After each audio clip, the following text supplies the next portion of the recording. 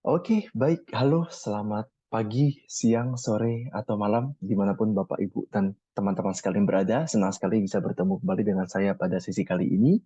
Adapun pada sesi video kali ini, saya akan memberikan penjelasan dan juga praktek Bapak, Ibu, ya, secara mendalam terkait dengan bagaimana kita menganalisis efek dari variabel moderasi yang jenisnya adalah variabel moderasi kategorikal. Nah, jadi sebelum saya masuk ke sesi pengolahan data Smart PLS untuk menguji efek dari variabel moderasi kategorikal ini, mungkin saya akan jelaskan terlebih dahulu Bapak Ibu, ya apa yang dimaksud dengan variabel moderasi kategorikal atau variabel kategorikal gitu ya. Nah, jadi seperti ini Bapak Ibu sekalian, ya mungkin saya share screen sedikit ya. Jadi begini Bapak Ibu sekalian ya, kalau kita bicara variabel itu kan biasanya kalau kita mengumpulkan data primer Bapak Ibu ya dengan menggunakan kuesioner, maka biasa setiap variabel yang kita analisis atau yang kita teliti itu kan biasa kita ukur dengan menggunakan indikator-indikator yang biasa kita adopsi dari artikel jurnal Bapak Ibu. Ya, kalau kita bicara indikator mungkin bahasa awamnya adalah pertanyaan-pertanyaan di kuesioner kita untuk setiap variabel yang kita kaji atau yang kita teliti seperti itu. Ya, jadi misalkan seperti ini Bapak Ibu. Ya, saya meneliti variabel food quality gitu ya, yang dimana variabel food quality saya itu dijelaskan ya oleh 5 indikator Bapak Ibu. Sorry, 4 indikator. Gitu. Jadi maksud saya 4 indikator Bapak Ibu ya. Jadi ada 4 pertanyaan kuesioner atau 4 indikator ini yang saya adopsi dari artikel jurnal gitu ya, yang menjelaskan variabel food quality. Gitu. Nah, kalau Bapak Ibu perhatikan gitu ya, masing-masing indikator ini itu dijelaskan oleh skala Bapak Ibu. Ya, yang dimana skala yang paling populer yang bisa digunakan oleh peneliti adalah skala Likert seperti itu ya. Jadi kalau kita bicara Likert, kalau Bapak Ibu sering bikin kuesioner yang ada opsinya ya, misalkan sangat tidak setuju, netral, setuju, sangat setuju, agak setuju, kurang setuju dan sebagainya. Nah itu namanya skala Likert Bapak Ibu. Gitu. Jadi nanti setiap responden itu akan merespon atau akan menjawab gitu ya. Untuk setiap indikator yang mereka baca itu mereka ingin kasih judgement atau mereka ingin kasih respon berapa. Jadi misalkan saya kasih responden atau saya sebar responden ke Bapak Ibu sekalian, lalu misalkan untuk indikator pertama Bapak Ibu isi agak setuju gitu ya, lalu untuk indikator kedua Bapak Ibu isi setuju dan seterusnya. Nanti dari data atau dari respon Bapak Ibu sekalian saya akan coding ke Excel, seperti yang saya pernah jelaskan di video-video sebelumnya seperti itu. Nah, ini namanya skala Likert Bapak Ibu, skala pengukuran gitu ya. Nah, skala Likert itu kan kalau di beberapa teori mengatakan masuk kategori skala ordinal. Tapi juga di beberapa teori mengatakan masuk ke skala interval gitu ya. Tapi apapun kategorinya gitu ya. Jadi baik dikategorikan sebagai skala ordinal ataupun skala interval, skala Likert ini punya satu keunikan Bapak Ibu. Ya, jadi keunikannya adalah setiap skala itu dianggap punya tingkatan atau level yang berbeda dari skala lainnya atau dari opsi skala lainnya. Ya, jadi artinya seperti ini Bapak Ibu. Saya akan menggunakan contoh agar mungkin lebih mudah Bapak Ibu gitu ya. Misalkan begini Bapak Ibu, untuk indikator pertama di variabel saya itu kan ada statement seperti ini Bapak Ibu. Ya, makanan di restoran ini memiliki tampilan visual yang menarik. Misalkan kuesioner ini saya sebarkan ke A dengan B, ya responden A dengan B. Nah, responden A itu menjawab agak setuju. Menjawab 4 Bapak Ibu misalkan. Tapi responden B itu menjawab setuju 5. Nah, artinya adalah kan ada perbedaan respon Bapak Ibu. Ada perbedaan skala yang diberikan gitu ya oleh kedua responden. Nah, dari kedua skala ini ketika si A gitu ya jawab agak setuju, si B jawab setuju gitu ya untuk indikator yang sama yang pertama ini, maka saya bisa menyimpulkan gitu bahwa bagi responden B gitu ya, penilaian dia lebih baik gitu daripada A. Kenapa? Karena tadi Bapak Ibu gitu. Respon setuju itu dianggap jauh lebih baik daripada respon agak setuju.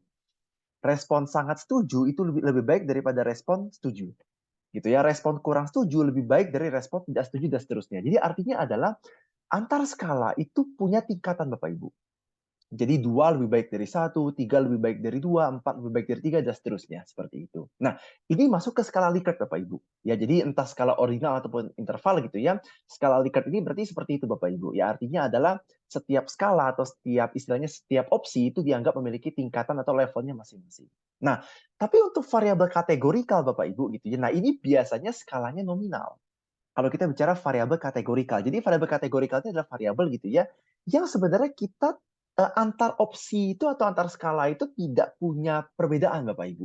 Jadi artinya responden mau pilih opsi A, B, C, D, E itu nggak ada perbedaan.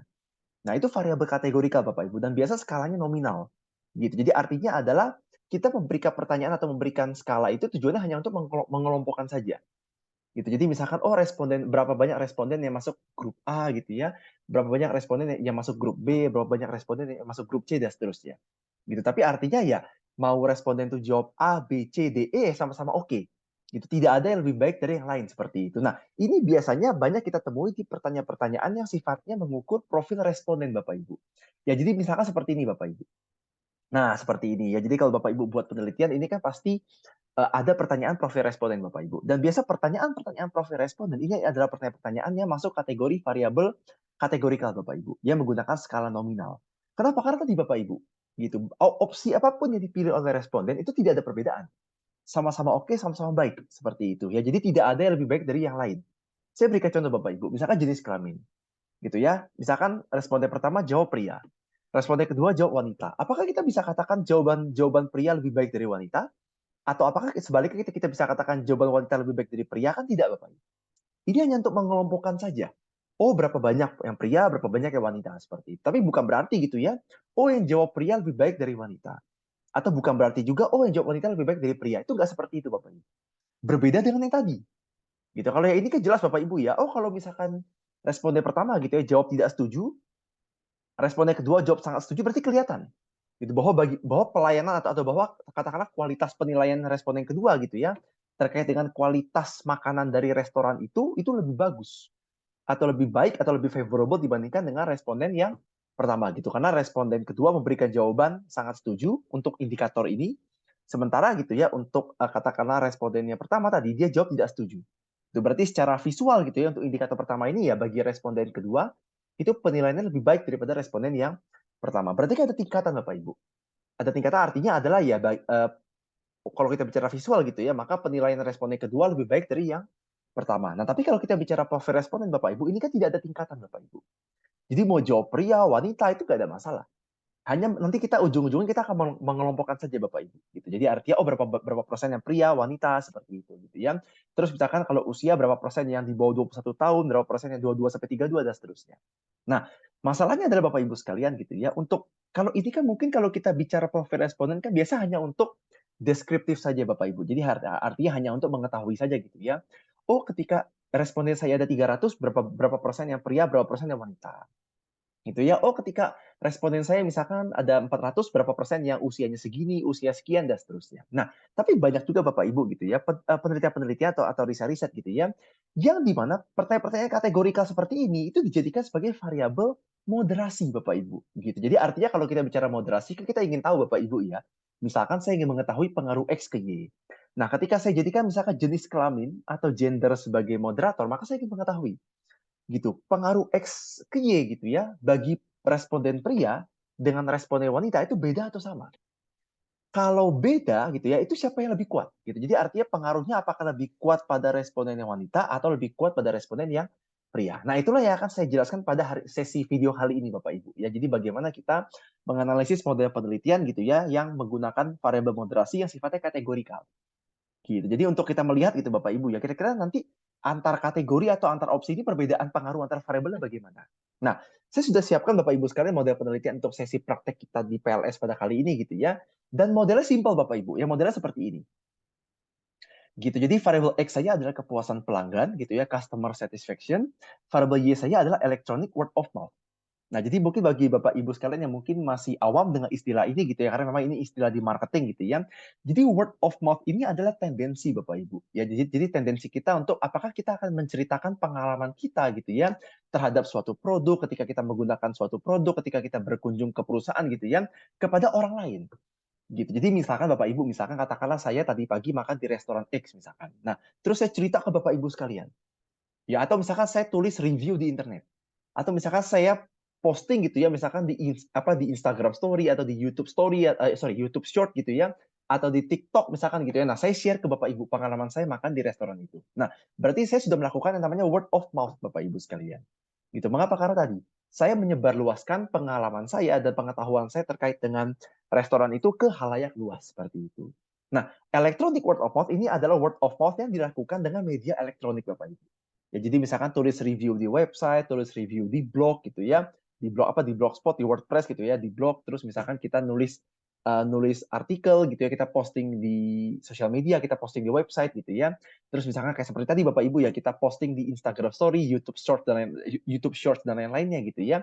Nah, itu adalah electronic word of mouth Bapak Ibu. Ya, jadi kita menceritakan pengalaman kita atau ya pengalaman atau bisa kita katakan pengetahuan kita gitu ya terhadap suatu produk atau jasa atau perusahaan ke halayak luas seperti itu dengan menggunakan media elektronik atau media digital gitu ya. Nah, jadi saya ingin mengetahui Bapak Ibu, ya bagaimana pengaruh kepuasan pelanggan terhadap electronic word of mouth yang dimoderasi oleh generasi ya atau jenis generasi. Nah, jadi jenis generasi di sini ini masuk kategori variabel kategorikal Bapak Ibu. Ya mengapa? Karena jenis generasi ini sebenarnya kan biasa ya dimasukkan ke pertanyaan profil responden gitu. Jadi artinya dan di sini kebetulan saya sudah siapkan contoh Bapak Ibu gitu ya. Nah, jadi ada 3 opsi generasi yang saya teliti di sini Bapak Ibu. Jadi ada generasi Z gitu ya, Y dengan X. Nah, mengapa saya katakan ini sebagai variabel kategorikal? Karena tadi Bapak Ibu, ini kan variabel profil responden biasa. Jadi ketika misalkan responden A gitu ya, menjawab, oh dia dari generasi Z. Responden B menjawab, oh dia dari generasi Y. Lalu responden ketiga menjawab dia dari generasi X gitu ya. Nah, ini kan sebenarnya kan antar jawaban tidak ada yang lebih baik atau lebih buruk dari yang lain Bapak Ibu. Gitu. Jadi ini hanya untuk mengklasifikasikan saja. Oh, misalkan si A dari gen Z, si B dari gen X selesai. Seperti itu. Jadi artinya, oh ketika si A itu dari gen Z, dia lebih baik dari responden lain yang jawab gen Y misalkan. Itu nggak seperti itu Bapak Ibu. Gitu. Jadi artinya ya, apapun opsi yang dipilih oleh responden dari ketiga opsi ini gitu ya, gen Z, X ataupun Y ya tidak masalah. Sama-sama bagus, sama-sama punya tingkatan atau level yang sama. Nah, itu. Karena memang ini kan tadi Bapak Ibu ya variabel kategorikal yang skalanya nominal seperti itu. Nah, jadi karena di sini ada 3 opsi kategori Bapak Ibu ya, generasi Z, Y dengan X gitu ya. Atau kalau yang Y ini mungkin Bapak Ibu lebih kenal dengan istilah milenial gitu ya. Kalau Z ini centennial gitu ya. Nah, jadi saya ingin mengetahui Bapak Ibu gitu ya. Ketika saya compare atau saya bandingkan gitu ya generasi Z, Y dengan X ini gitu ya. Itu kira-kira pengaruh kepuasan pelanggan terhadap electronic word of mouth ini paling kuat itu di mana pengaruhnya? Gitu. Apakah di generasi X, Y atau Z? Gitu. Jadi pertama yang akan saya uji Bapak Ibu gitu ya, ada perbedaan pengaruh atau tidak gitu ya. Dan kalau misalkan ada perbedaan baru kita analisis. Artinya adalah ya siapa yang punya pengaruh lebih kuat gitu. Jadi artinya kepuasan pelanggan terhadap electronic word of mouth Bapak Ibu sekalian gitu ya. Nah, kira-kira ini pengaruhnya ini paling kuat di mana? Apakah di gen X, gen Y, atau gen Z. Nah, inilah Bapak Ibu ya. Jadi bagaimana saya ingin menguji pengaruh antar variabel gitu ya dimoderasi oleh jenis generasi. Yang di sini adalah moderator yang sifatnya adalah variabel kategorikal. Nah, ini juga sudah saya coding di Excel Bapak Ibu ya. Jadi seperti yang saya pernah jelaskan ke Bapak Ibu sekalian gitu ya. Jadi ini kalau seperti yang di video-video saya sebelumnya Bapak Ibu sekalian gitu ya. Generasi ini kan Bapak Ibu bisa coding gitu. Dan ini codingnya cukup mudah Bapak Ibu. Jadi misalkan generasi Z Bapak Ibu ya, Bapak Ibu kasih coding misalkan nilainya 3 misalkan gitu ya. Lalu generasi Y misalkan Bapak Ibu kasih coding nilainya 2 gitu ya. Lalu X misalkan 1. Nah, cuma ini sebenarnya codingnya bebas Bapak Ibu. Jadi kalau di contoh saya kan 3, 2, 1. Kalau misalkan Bapak Ibu mau bikin 0, 1, 2 atau 1, 2, 3 atau 2, 3, 4 itu bebas Bapak Ibu. Tapi usahakan jaraknya sama, satu satuan. Jadi 1 ke 2 kan satu satuan Bapak Ibu, 2 ke 3 satu satuan juga seperti itu. Jadi agar tidak membingungkan seperti itu. Ya, cuma ini sifatnya ya hanya untuk kategorikal saja Bapak Ibu. Jadi misalkan oh responden 1 dia jawab dia adalah generasi Z, berarti kita isi 3. Ya kita kasih coding 3 di Excel-nya gitu ya. Kalau dia misalnya generasi Y berarti ya kita kasih coding 2, kalau X 1 dan seterusnya. Jadi seperti atau seperti ya sudah saya jelaskan di video-video sebelumnya Bapak Ibu sekalian. Ya terkait dengan bagaimana kita mengcoding jawaban responden gitu ya. Nah, nanti setelah di-coding akan bentuknya seperti ini Bapak Ibu. Jadi saya sudah siapkan dan saya sudah siapkan codingnya juga Bapak Ibu ya untuk di Excel gitu ya. Seperti ini Bapak Ibu sekalian. Sebentar lagi opening gitu. Seperti ini Bapak Ibu sekalian. Seperti ini. Gitu. Jadi kan kalau misalkan di sini Bapak Ibu ya misalkan generasi gitu ya, generasi misalkan 3. Nah, berarti untuk responden pertama dia berarti mengisi dia dari generasi Z. Makanya saya kasih coding 3 Bapak Ibu. Gitu. Lalu misalkan responden ketiga gitu ya, dia isi 1. Nah, berarti kan dia dari generasi X. Itu dia kenapa saya coding 1 dan seterusnya. Jadi kebetulan di sini ada contoh data Bapak Ibu dan ada 100 data gitu ya totalnya. Nah, saya akan masukkan ke PLS Bapak Ibu. Ya, jadi ini seperti biasa jangan lupa Bapak Ibu sekalian save dalam bentuk CSV ya, koma delimited baru setelah itu dimasukkan ke PLS seperti itu. Nah, ini data ini akan saya masukkan ke PLS Bapak Ibu. Ya, saya masukkan ke PLS gitu. Jadi kebetulan untuk kepuasan pelanggan ada 5 indikator ya, CAP 1 sampai CAP 5. Lalu untuk IWOM ada 6 indikator Bapak Ibu. Ya dijelaskan oleh 6 indikator ya, IWOM 1 dan sampai IWOM 6 seperti itu. Nah, ini saya close dulu Bapak Ibu ya, saya close dulu. Nah, saya buka PLS Bapak Ibu. Nah, ini kebetulan Bapak Ibu saya menggunakan Smart PLS versi 4 gitu ya, dan ini cukup juga banyak pertanyaan yang datang, atau cukup banyak juga pertanyaan yang masuk ke saya gitu ya, baik via komen di video ataupun via email gitu ya, terkait dengan, Pak, ini perbedaannya Smart PLS 3 dengan 4 apa? Nah, sebenarnya sama Bapak Ibu. Jadi Smart PLS 3 dengan 4 itu 99% persis sama Bapak Ibu. Gitu. Jadi step by step yang saya pernah jelaskan di video-video sebelumnya, itu Bapak Ibu juga bisa terapkan di Smart PLS 4 gitu. Perbedaannya ya paling hanya interface Bapak Ibu ya. Jadi hanya tampilan nih kok ini kan berbeda gitu ya. Lalu juga mungkin ada 1-2 fitur yang berbeda, tapi 99% sama Bapak Ibu. Seperti itu. Tapi kalau misalkan Bapak Ibu sekalian misalkan baru mendownload software Smart PLS gitu ya, maka Bapak Ibu otomatis akan akan diarahkan untuk download ya Smart PLS 4 seperti itu. Ya karena memang Smart PLS 3 ini sudah discontinue Bapak Ibu. Gitu. Cuma kalau Bapak Ibu pernah install ya dia masih akan tetap ada di laptop atau komputer Bapak Ibu sekalian. Gitu. Tapi kalau dari developernya sendiri, dari yang pembuat software ini sendiri gitu Bapak Ibu ya, memang Smart PLS 3 sudah discontinue. Jadi digantikan dengan Smart PLS 4 seperti itu. Digantikan oleh Smart PLS 4 seperti itu. Ya jadi seperti itu Bapak Ibu. Jadi Bapak Ibu jangan khawatir gitu ya, meskipun di video-video saya sebelumnya saya menjelaskan dengan software Smart PLS 3, tapi Bapak Ibu juga bisa terapkan di Smart PLS 4 gitu. Karena memang hanya perbedaan tampilan saja. Tapi secara fungsi utama akan sama Bapak Ibu seperti itu. Ya, satu lagi Bapak Ibu sekalian, satu lagi Bapak Ibu dan teman-teman sekalian gitu ya. Jadi di Smart PLS 4 Bapak Ibu tidak perlu lagi menggunakan atau menganalisis predictive relevance atau Q kuadrat. Ya, jadi kalau misalkan Bapak Ibu mungkin ada nonton video saya sebelumnya gitu ya, yang dimana itu saya masih menggunakan Smart PLS 3, saya menjelaskan bahwa di inner model ada 3 uji yang bisa kita lakukan. Ya, R square, lalu Q square, ya predictive relevance dengan PET coefficient, ya uji hipotesis atau uji pengaruh antara variabel. Nah, tapi di PLS 4 Bapak Ibu gitu ya, fitur blindfolding atau fitur Q kuadrat atau fitur predictive relevance itu sudah dihapus Bapak Ibu. Ya, jadi kalau misalkan Bapak Ibu pakai PLS 4 itu tidak dimasukkan, tidak apa-apa Bapak Ibu sekalian. Ya, jadi Q kuadrat atau predictive relevance Bapak Ibu tidak perlu uji, tidak perlu masukkan seperti itu. Ya, jadi itu kalau misalkan Bapak Ibu menggunakan Smart PLS 4, itu tambahan dari saya. Tapi sisanya yang lain sama persis Bapak Ibu. Seperti itu gitu ya. Oke. Nah, berikutnya saya akan masuk Bapak Ibu ya. Jadi saya akan masuk ke PLS, saya akan mengimport data tadi ke PLS Bapak Ibu. Ya, jadi caranya sama seperti biasa Bapak Ibu ya, kita create new project dulu. Ya, mungkin saya berikan nama misalkan pengujian variabel moderasi kategorikal. Nah, ini memberikan nama Bapak Ibu ya. Jadi kita berikan nama di project kita, tapi ini seperti biasa Bapak Ibu berikan namanya bebas. Ya, setelah sudah Bapak Ibu klik create gitu ya. Lalu Bapak Ibu import data file. Ya, jadi seperti biasa Bapak Ibu ya, Bapak Ibu klik import data file di sini, lalu Bapak Ibu tadi ingat-ingat Bapak Ibu save tadi file CSV-nya di mana, Bapak Ibu tinggal klik gitu ya, seperti ini. Tadi kan saya save di desktop Bapak Ibu ya. Saya klik seperti ini, Bapak Ibu tinggal klik, lalu tinggal klik open Bapak Ibu. Ya, klik lalu open. Nah, kalau misalkan Bapak Ibu sekalian menggunakan PLS 4, maka ini akan muncul Bapak Ibu ya, tampilannya akan muncul seperti itu. Dan Bapak Ibu harus pastikan untuk jenis scale-nya itu harus metrik semua Bapak Ibu sekalian.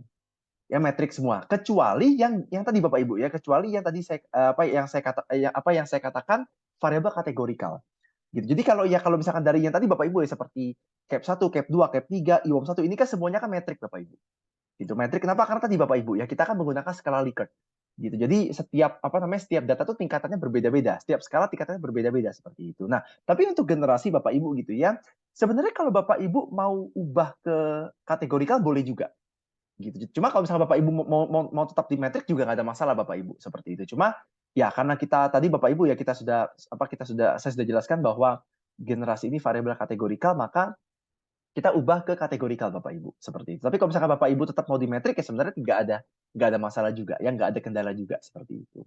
Nah, cuma ini saya ubah ke kategorikal Bapak Ibu ya, untuk menunjukkan saja gitu. Jadi kan agar sesuai dengan jenis variabelnya seperti itu. Nah, kalau sudah oke Bapak Ibu klik import.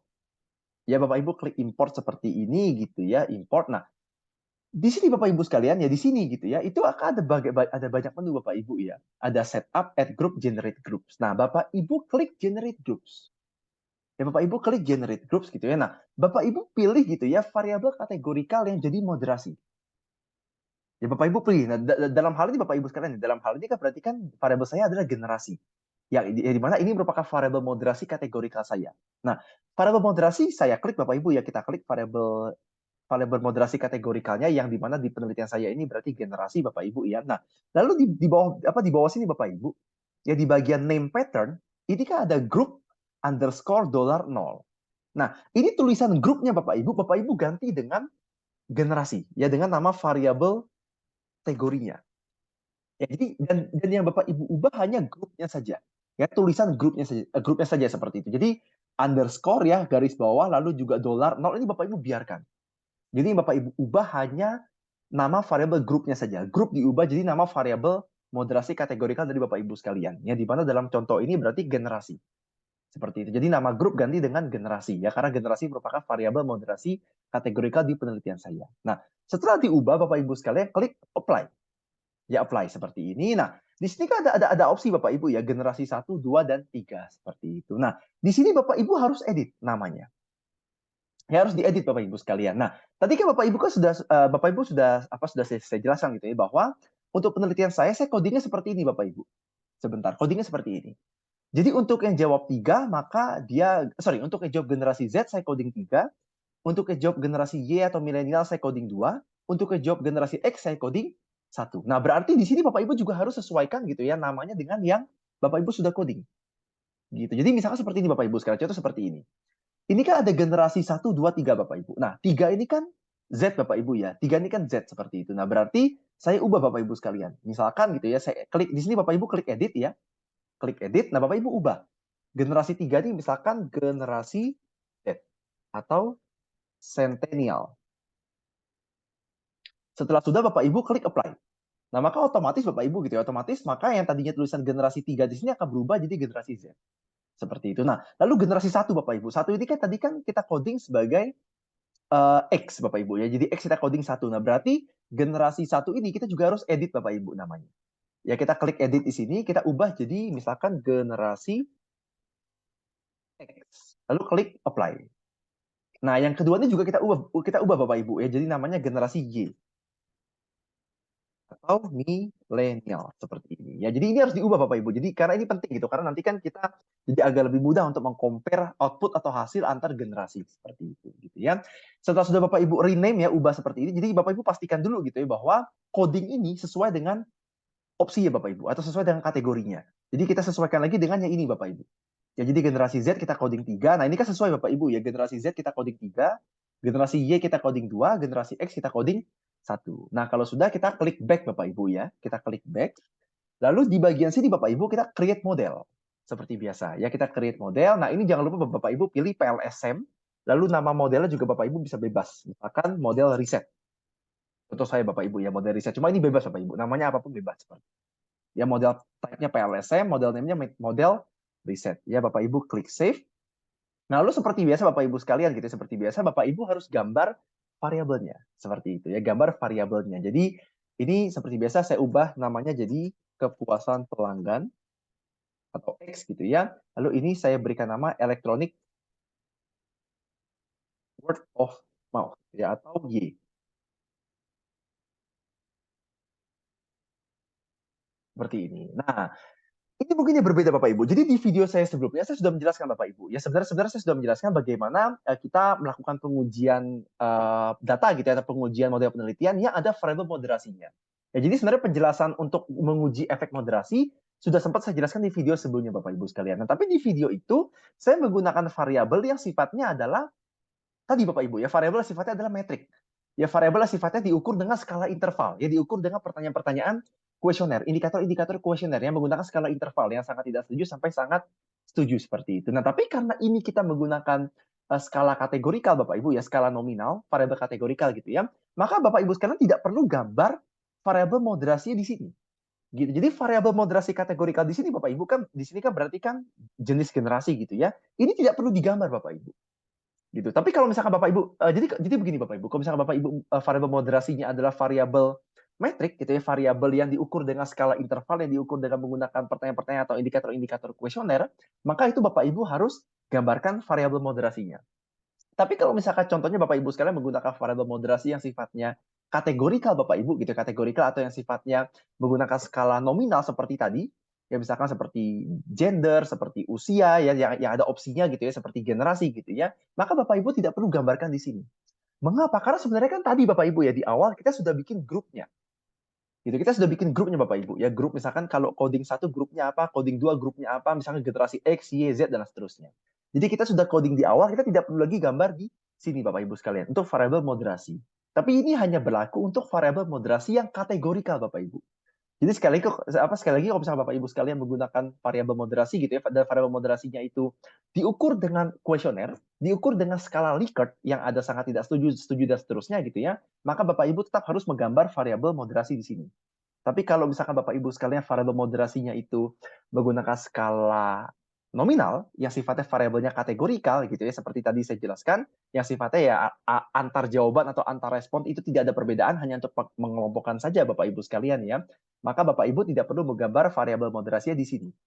Gitu. Tapi Bapak Ibu sekalian wajib gitu ya membuat klasifikasi atau membuat grupnya dengan cara tadi di awal Bapak Ibu, seperti tadi saya jelaskan ya, generate data group, lalu Bapak Ibu pilih gitu ya grupnya variabel kategorikalnya apa, lalu Bapak Ibu bikin codingnya. Atau Bapak Ibu rename ya, ubah namanya. Misalkan coding 1 itu apa, 2 apa, dan seterusnya. Seperti itu. Nah, jadi karena ini variabel kategorikal, maka saya tidak perlu gambar nggak perlu gambar variabelnya di sini Bapak Ibu. Ya, nggak perlu gambar variabelnya di model ini seperti itu. Jadi saya hanya gambarkan variabel X dan Y saja seperti itu. Ya, ini kita tarik garis seperti biasa Bapak Ibu sekalian. Lalu datanya jangan lupa kita masukkan gitu ya. Datanya kita masukkan seperti ini. Nah, lalu Bapak Ibu sekalian, gitu, setelah kita masukkan datanya, kita langsung bootstrapping Bapak Ibu. Ya, jadi ini asumsinya kan kalau di PLST kan ada outer model, ada inner model. Nah, cuma karena ini prakteknya adalah lebih ke bagaimana kita membandingkan gitu ya efek moderasi antar kategori di variabel kategorikal saya, maka ini asumsinya valid semua Bapak Ibu. Ya, jadi ini kita asumsikan sudah valid semua gitu ya, maka kita akan masuk ke langsung ke bootstrapping gitu. Jadi bagaimana kita menguji pengaruh antar variabel dan juga efek moderasinya seperti itu gitu ya. Nah, cara seperti ini Bapak Ibu sekalian. Jadi kita klik calculate Bapak Ibu ya, kita klik calculate lalu bootstrapping.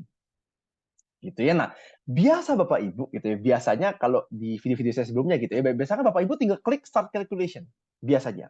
Jadi hanya perlu pastikan ini sudah 5.000 gitu ya, lalu juga signifikan levelnya Bapak Ibu bisa pilih, bisa tentukan gitu ya mau pakai 1%, 5%, apa 10% gitu ya. Lalu langsung klik start calculation. Nah, tapi Bapak Ibu sekalian gitu ya, karena ini kita karena model penelitian kita ini ada variabel moderasi dan variabel moderasi ini sifatnya kategorikal, maka kita akan membandingkan Bapak Ibu hasil gitu ya pengaruh antar variabelnya bagaimana di masing-masing kategori.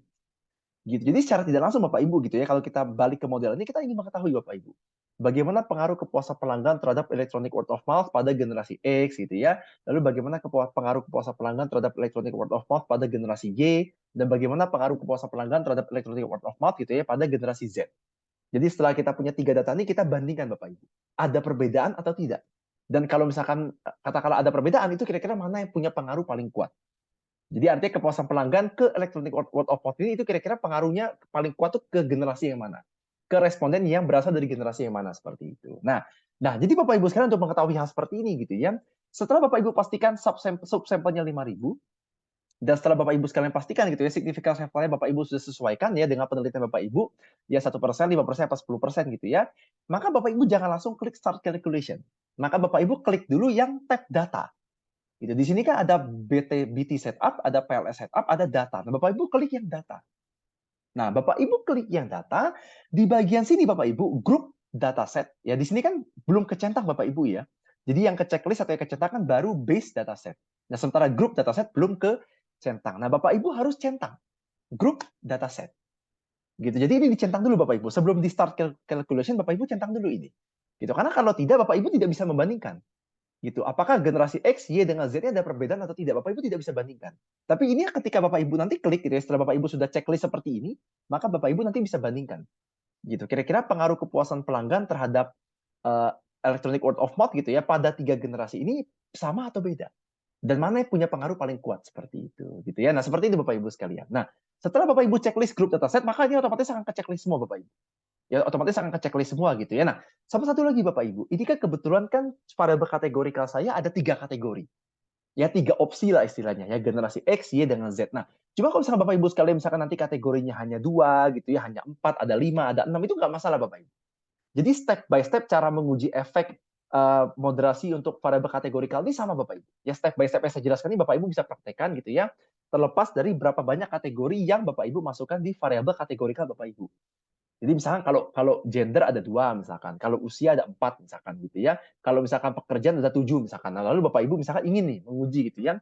Kira-kira pengaruh antar variabel ini pada 7 jenis pekerjaan ini kira-kira ada perbedaan atau sama seperti itu. Nah, Bapak Ibu bisa terapkan cara yang sama gitu. Jadi cara ini bisa diterapkan untuk semua variabel kategorikal Bapak Ibu ya, terlepas dari berapa banyak kategori yang dimasukkan. Nah, cuma kalau dalam contoh saya ini ya kebetulan saya masukkan 3 kategori Bapak Ibu. Ya ada X, ada Y, dengan ada Z karena memang ya itulah apa namanya kriteria atau batasan penelitian untuk responden saya di penelitian ini. Contohnya seperti itu Bapak Ibu. Gitu ya. Jadi tapi terlepas Bapak Ibu ya. Jadi artinya nanti Bapak Ibu tadi seperti saya jelaskan, Bapak Ibu misalnya kategorinya ada 2, ada 4, ada 5, itu tetap bisa menggunakan step by step atau langkah-langkah yang sama Bapak Ibu. Tetap bisa Bapak Ibu sekalian praktekkan seperti itu gitu ya. Nah, jadi intinya saya balik ke sini Bapak Ibu sekalian ya, setelah kita centang baru Bapak Ibu sekalian ya gitu ya. Jadi setelah kita centang grup dataset, baru Bapak Ibu klik start calculation. Maka otomatis seperti biasa dia akan atau software Smart PLS ini akan menganalisis data Bapak Ibu secara otomatis seperti itu. Nah, ini kita sampai pada konklusi Bapak Ibu ya, atau pada bagaimana kita menganalisis perbedaannya seperti itu. Nah, di sini Bapak Ibu sekalian ya, jadi mungkin saya tampilkan data dalam bentuk tabel saja agar lebih mudah Bapak Ibu sekalian gitu ya. Nah, ini Bapak Ibu sekalian, kalau misalnya Bapak Ibu sekalian perhatikan di atas ini, ya yang saya berikan kursor ini kan ada data group Bapak Ibu. Ada data group gitu ya, dan kalau misalkan Bapak Ibu klik panah ini gitu ya, kan ada ada 4 opsi Bapak Ibu. Ada komplit gitu ya, ada generasi X, Y, dan Z. Nah, inilah Bapak Ibu tadi saya maksud. Kalau Bapak Ibu klik komplit gitu ya, klik komplit. Nah, ini adalah kondisi pengaruh antara variabel gitu ya, pengaruh antara variabel. Sebentar, saya kecilkan dulu Bapak Ibu ya. Seperti ini, oke seperti ini. Nah, jadi kalau misalkan Bapak Ibu sekalian klik komplit gitu ya, maka ini adalah pengaruh antara variabel gitu ya. Hasil pengaruh antara variabel dengan kondisi tidak ada variabel moderasinya.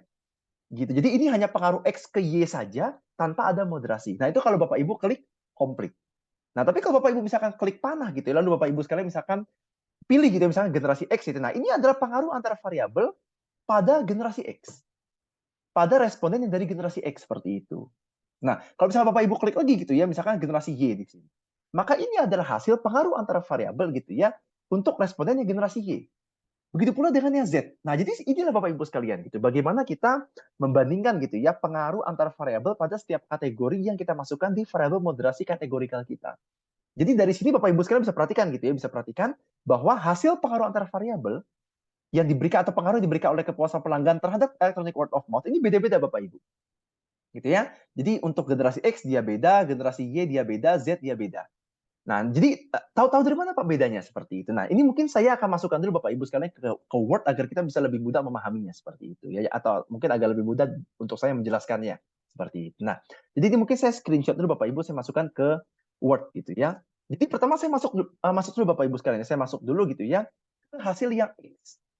Gitu. Jadi di sini kan kalau misalkan Bapak Ibu sekalian belum klik apa-apa, kan awalnya kan defaultnya di complete gitu ya. Nah, ini Bapak Ibu sekalian klik panah gitu ya, harus klik panah ini gitu. Terus Bapak Ibu klik yang misalkan X. Maka ini adalah pengaruh antara variabel untuk responden yang dari generasi X Bapak Ibu sekalian ya, atau kelompok responden yang dari generasi X seperti itu. Nah, ini saya screenshot, saya masukkan ke Word Bapak Ibu. Ya, saya masukkan ke Word. Saya sudah siapkan tadi. Nah, jadi pengaruh kepuasan pelanggan terhadap electronic word of mouth pada responden yang dari generasi X.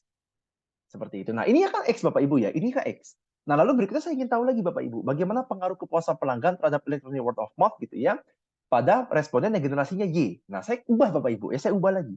Jadi ini saya klik, saya ganti ke Y. Hasilnya beda Bapak Ibu, angka-angkanya juga beda. Seperti itu. Tapi nanti kita ingin lihat Bapak Ibu ya, selain berbeda kita ingin lihat juga gitu. Kira-kira pengaruh kepuasan pelanggan terhadap electronic word of mouth ini gitu. Itu kira-kira paling besar atau paling kuat itu di generasi mana? Seperti itu. Nah, itu nanti kita akan analisis Bapak Ibu. Nah, cuma sekarang kita mungkin kompilasi dulu. Ya, kita compile dulu hasil dari masing-masing generasi seperti itu. Ya, ini saya print screen atau saya screenshot lagi. Lalu saya crop pindahkan ke Word. Seperti itu. Ini Y Bapak Ibu ya. Nah, berikutnya yang terakhir adalah Z Bapak Ibu. Ya, saya pilih ya generasi Z. Jadi ini adalah pengaruh antara variabel untuk responden yang generasi Z seperti itu.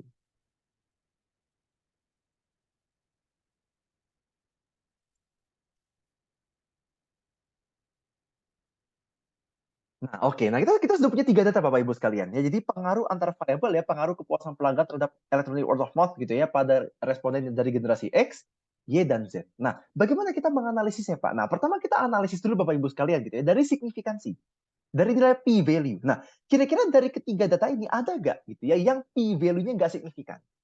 Seperti itu Bapak Ibu sekalian. Nah, kita cek Bapak Ibu sekalian. Ternyata semua signifikan Bapak Ibu. Ya, jadi di sini misalkan pengaruh kepuasan pelanggan terhadap electronic word of mouth gitu ya, pada responden dari generasi X nilainya signifikan. Karena P value-nya di bawah 0,05. Ya, karena saya pakai tadi 5% Bapak Ibu. Ya, 5% untuk level signifikansinya atau level alfanya. Gitu ya.